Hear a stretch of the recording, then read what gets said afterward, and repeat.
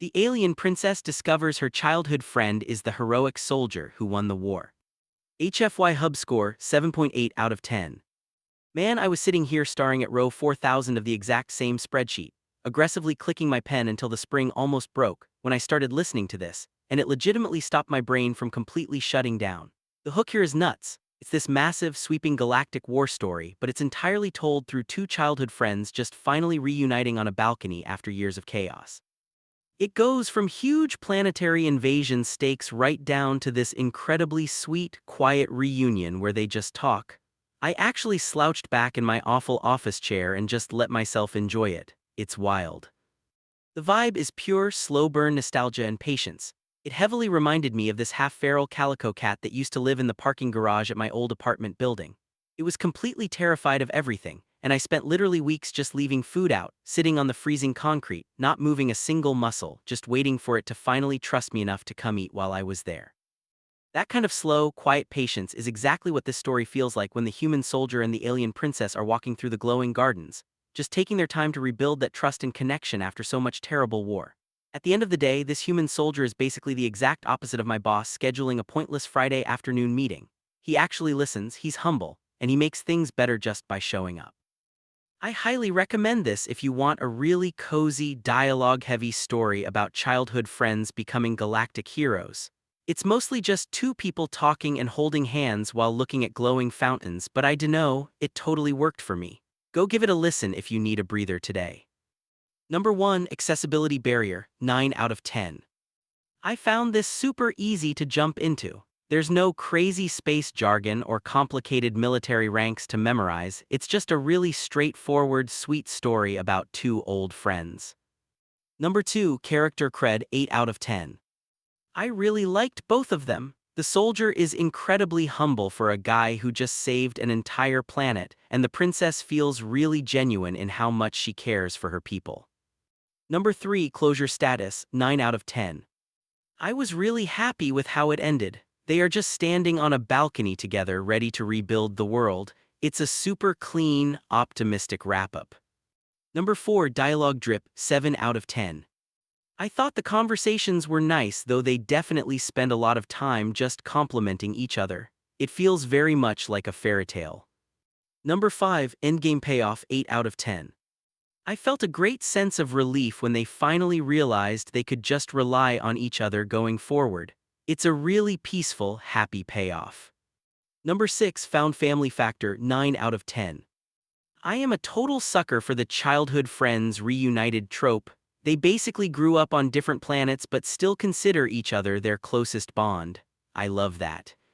Number 7, HFY Video Length, 0:15 min. I listened to this during a quick screen break and I thought the short length was perfect. It's a very quick, focused conversation that doesn't overstay its welcome. Number 8, Logic Coagulation, 8 out of 10. I felt like everything made sense within the context of the story. A human fighting a war just to protect the innocent is classic, reliable logic. Number 9, Narrative Gut Punch, 6 out of 10. I didn't really feel any huge emotional devastation here, but I don't think you're supposed to. It's mostly just warm, fuzzy feelings of relief. Number 10, Packing Pulse, 7 out of 10. I really enjoyed how slow and deliberate it was. It's basically just a stroll through a garden, which was a great change of pace from my usual frantic workday. Number 11, Possible Sequel, Maybe. I would definitely listen to a sequel about them actually handling the planetary rebuilding process, but it also works perfectly as a standalone piece. Number 12, POV Perspective, 8 out of 10. I liked being in the princess's head for this. Seeing human stubbornness and courage through the eyes of an alien royal always makes us sound way cooler than we are. Number 13, The Human Edge, 9 out of 10. I love that our biggest strength in this story is just refusing to give up. We aren't magic, we are just incredibly stubborn and willing to protect people. Number 14, The Onion Factor Tearjerker score, 6 out of 10. I didn't actually cry, but I definitely felt a little tightness in my chest when they were talking about how the glowing fountain lights were the souls of their ancestors. Number 15, Thematic Resonance, 9 out of 10. I think the message that hope and courage can survive decades of separation and war is just beautiful. It's a super uplifting theme. Number 16, Trope Remix score, 7 out of 10. I've seen the hero returns to the princess thing a million times, but making it a human soldier on an alien world gave it a nice little sci-fi flavor. Number 17, Visual Bang Per Buck, 8 out of 10. I could picture the translucent metal towers and the bioluminescent garden plants perfectly in my head. Really pretty, vibrant scenery.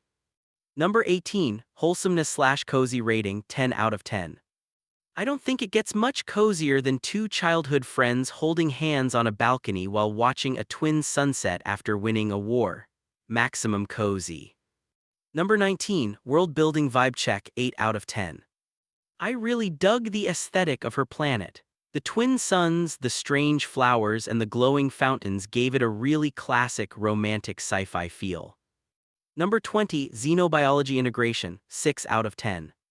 I didn't notice any crazy alien biology being mentioned.